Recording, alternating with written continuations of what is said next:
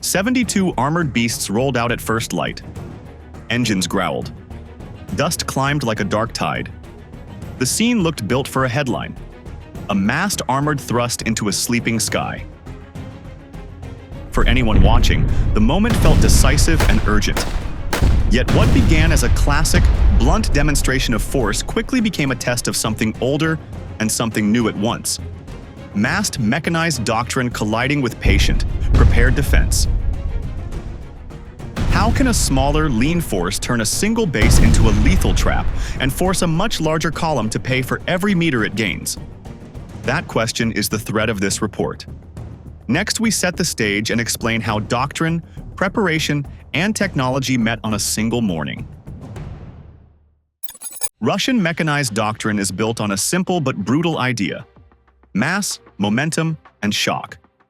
In doctrine, tanks lead the charge, mechanized infantry and armored vehicles follow, and artillery supports from the rear.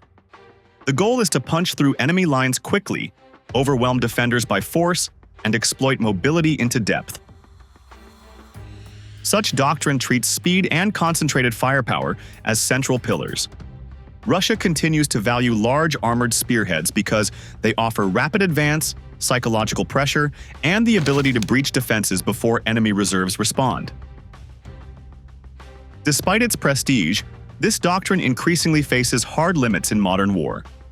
Precision indirect fire, sensor networks, drones, and anti-tank guided missiles have shifted the battlefield math. A massed tank column is vulnerable to well-planned traps, target acquisition, and layered fires. In the last decade, defenders learned to turn an offensive's strength into its weakness. Flat open ground becomes a death trap. When a mechanized column loses mobility, it turns from predator into target. On the other side stand Ukrainian defenders, many of whom learned from hard experience. Local commanders have faced repeated armored assaults and gradually built a culture of layered, asymmetric defense rather than head-on defenses. Rather than throw its forces against Russia's weight, Ukraine's defenders study terrain, compute funnel zones, and place traps. Over time, these commanders adapted doctrine to their reality. Avoid static frontal stands, invite the assault into prepared fields, and strike back with synergy. In this fictional scenario, those Ukrainian defenders employed their lessons, refusing to meet tanks with tanks at the front. They built deception, depth, and surprise into their defense. Their approach treats the battlefield as a weapon itself. Russian doctrine may promise fast victory, but when the battlefield is shaped against it, the theoretic power of momentum collapses into chaos.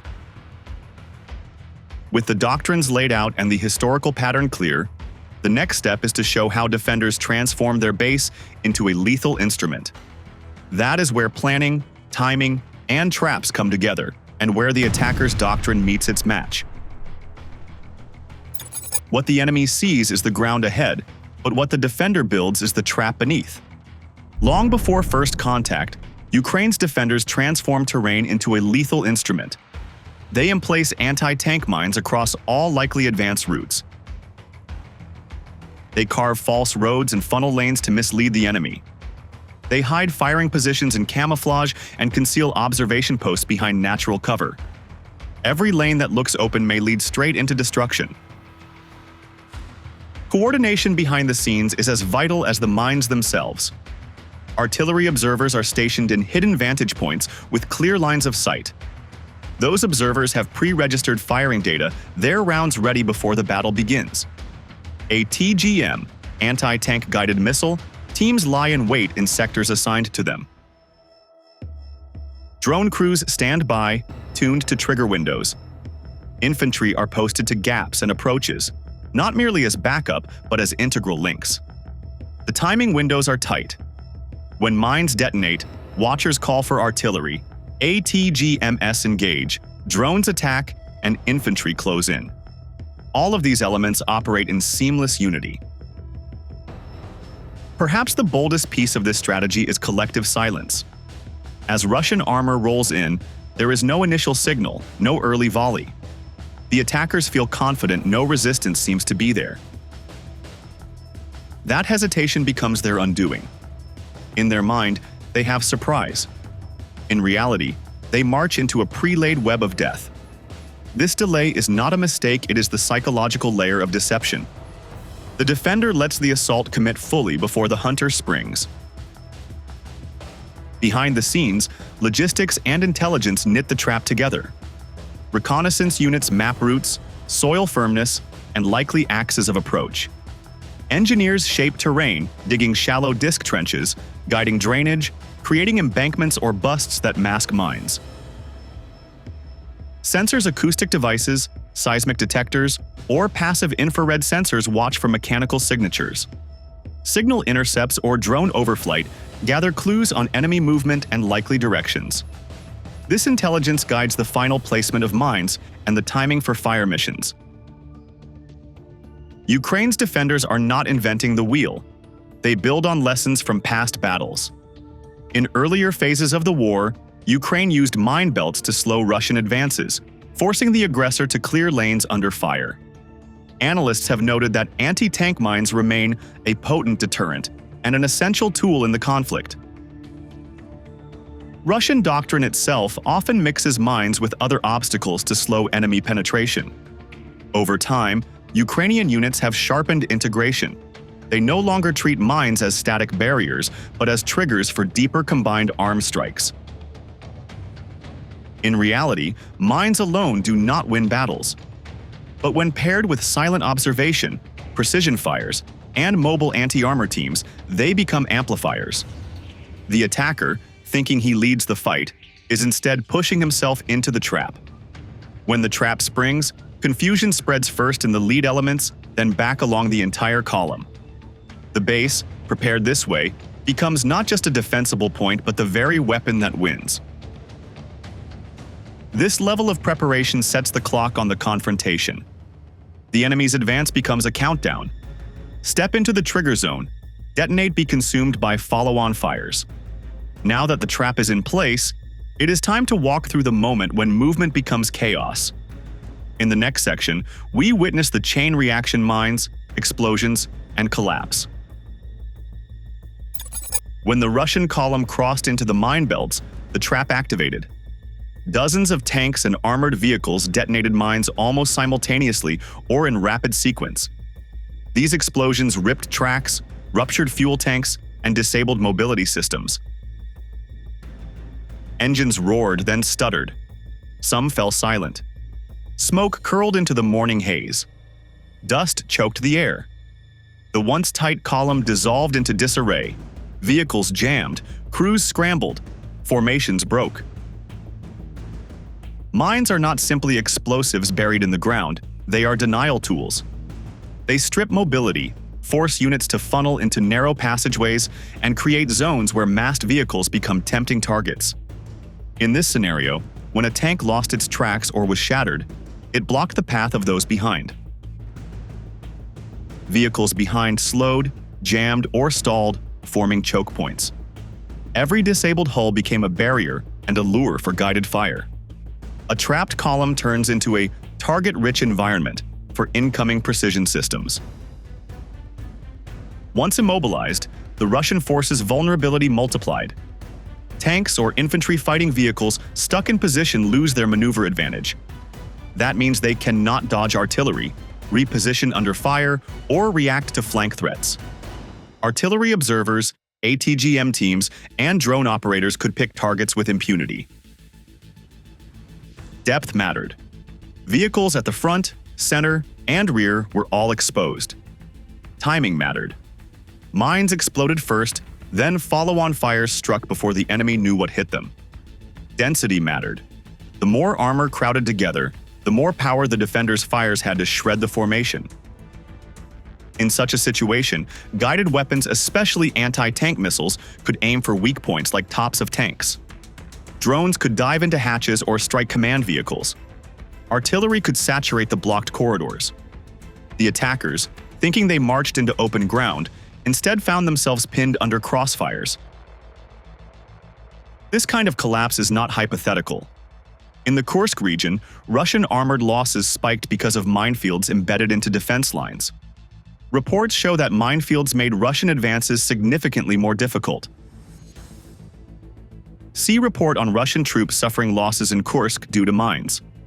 Also, analysts observe that anti-tank mines have become more relevant in the Ukraine war, used in large numbers and shaping battles at scale. Ukraine is often cited as among the most heavily mined nations in the world. Mines have slowed Russian armor across multiple axes. In this moment, the attacker's doctrine collapsed. What had been a strength mass, shock, mobility became a liability. The trapped column could not advance, could not retreat, exactly at the moment the defenders planned to strike with full force. The precision and timing made the difference. Defenders struck while the enemy was rigid. As that mine belt did its work and the Russian formations writhed in chaos, the defenders moved to exploit it fully. Pre-registered artillery rounds and precision fires awaited that moment of maximum disorder. The next section will show how artillery transformed immobilization into devastation. When the mine belts stopped the Russian advance, artillery units were already poised. M777 155mm howitzers and Bodana self-propelled guns loosed rounds into the congested armor mass. Thanks to pre-registered fire data and effective fire control, crews could target specific areas immediately, no delay, no wasted salvo. The prepared observers, terrain data, and fire control calculated trajectories in advance, so when the trigger was pulled, shells fell with deadly precision. The effect was devastating. Vehicles that survived mines were pulverized or disabled by shelling. Movement became impossible. Fragmentation shrapnel tore through armor, ignited fuel, and triggered secondary explosions. Burned wrecks blocked lanes, creating further obstacles. The shockwave of explosion and fire forced crews to abandon their posts. In seconds, what had been a crippled column became an inferno of metal and flame. Artillery here did more than hit targets. It converted a mobility-denied battlefield into one of attrition. Because the enemy was trapped, every round yielded more destruction. When movement is denied first, firing later plays a multiplier role. Each shell contributes far more damage, and fewer shells are needed to finish the job. The doctrinal interplay is clear. Mines stopped them, but artillery ended them. To understand why two artillery types were used, note their tactical roles. The M777 is a towed but highly accurate NATO standard system, able to fire GPS-guided rounds and reposition relatively quickly. The US has supplied dozens to Ukraine to boost precision fire support. Meanwhile, Bodana is Ukraine's own wheeled, self-propelled 155mm howitzer. It can fire and move more rapidly than towed pieces, offering flexibility and survivability under counter-battery threat. Ukraine has scaled Bodana production significantly, moving from approximately 6 units per month in 2023 to over 20 in 2025. By combining M777 and Bodana, Ukrainian commanders harness precision and maneuver. M77s offer pinpoint long-range fire. Bodanas can shift to avoid enemy retaliation faster. This layered use amplifies pressure on trapped targets. Whereas a single artillery type risks being countered, the mix complicates enemy response. Russian forces, already stalled by mines, found themselves battered by overlapping arcs of fire they could not escape. In past battles, such as those around Avdiivka or Vuhledar, artillery also played a central role. In those fights, Russian armor often suffered most when forced into kill zones prepared by Ukrainian fire planners.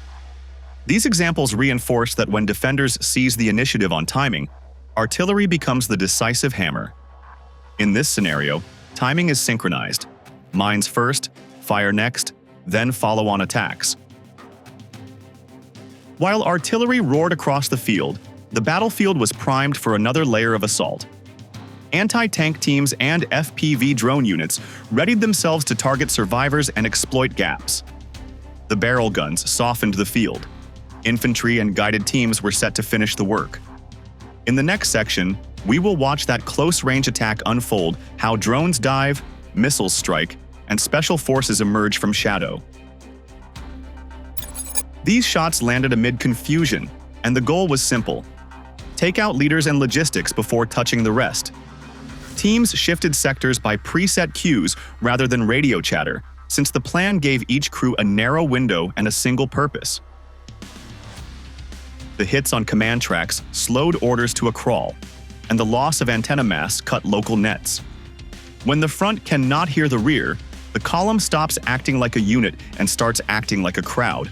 This is how a stalled assault turns brittle. Analysts tracking the war have repeatedly noted that drones and precision ambushes now constrain Russian mechanized maneuver, especially once vehicles are fixed in place. By 8:56, the second blade arrived. FPV strike teams launched waves of small, cheap, fast quadcopters that behave like guided bullets. Pilots flew low and straight, diving onto open hatches, optics, and thin top armor.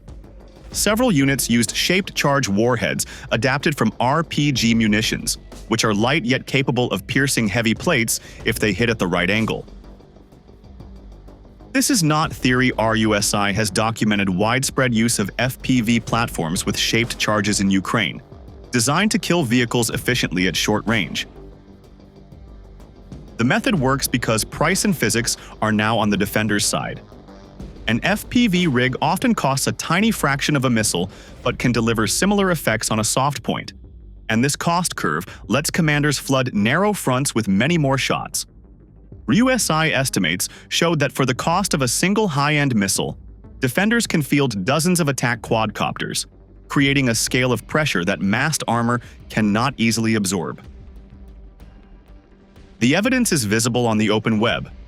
Verified Reuters footage from multiple brigades shows FPV platforms smashing into AFVS from the front and above, including hits that thread through hatches and strike crew compartments.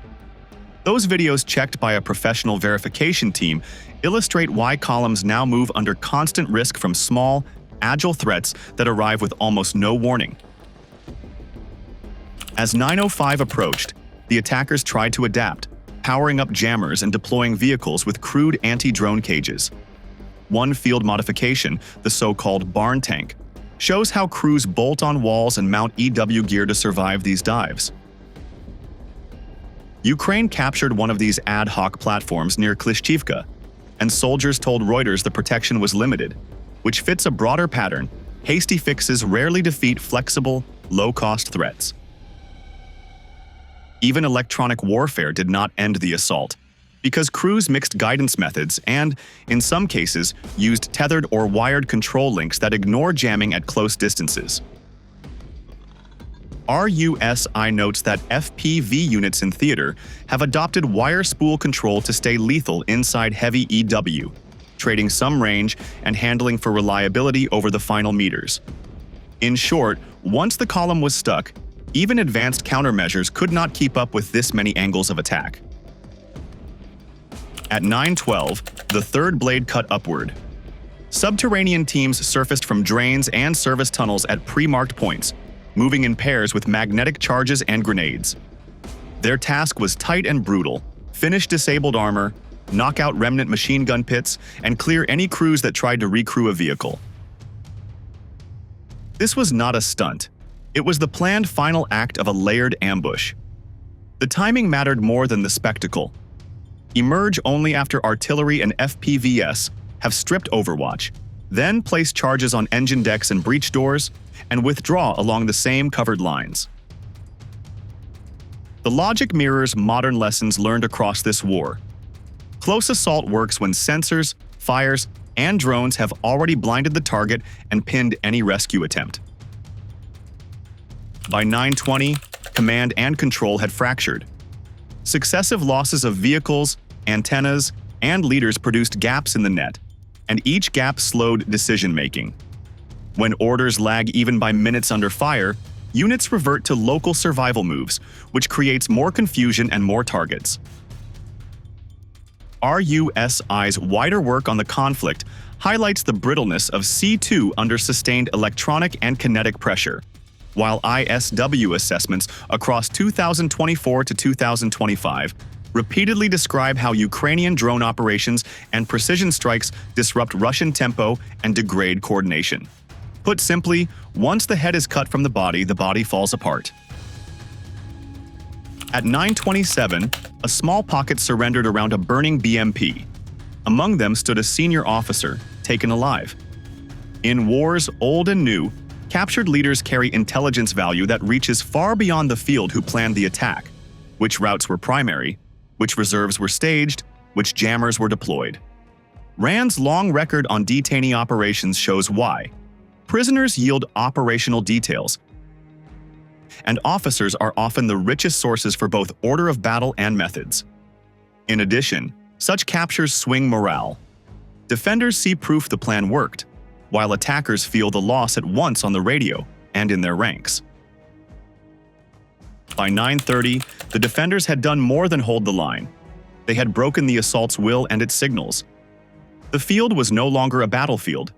It was an open ledger of losses, with burning hulls marking every mistake. With the enemy's formation disrupted and its control shattered, the plan moved to its last phase. Next comes armor from the flanks, because a trap is complete only when steel closes the ring. The following section explains the counterattack and the encirclement that sealed the day. By 9:40, the final act of the ambush began. Ukrainian tanks that had been hidden on the flanks powered forward, their engines thundering as they closed the ring.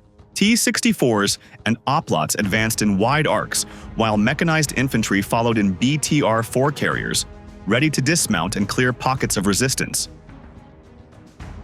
The movement was not reckless. It was deliberate, shaped by layers of overwatch fire. Crews advanced by bounds, one element firing while the other moved, forcing Russian survivors deeper into the trap. From 9:50 onward, the encirclement tightened. Machine guns raked trench lines, while 30mm cannons from infantry vehicles tore apart makeshift positions. Isolated groups tried to resist, but without armor support and with communications fractured, they were quickly overrun. Ukrainian squads cleared bunkers with grenades, secured the wounded, and pulled prisoners back behind the line. Reports from earlier battles, such as Avdiivka, show similar methods. Armor crushes the perimeter while infantry comb through each node. The cost to Russia was catastrophic.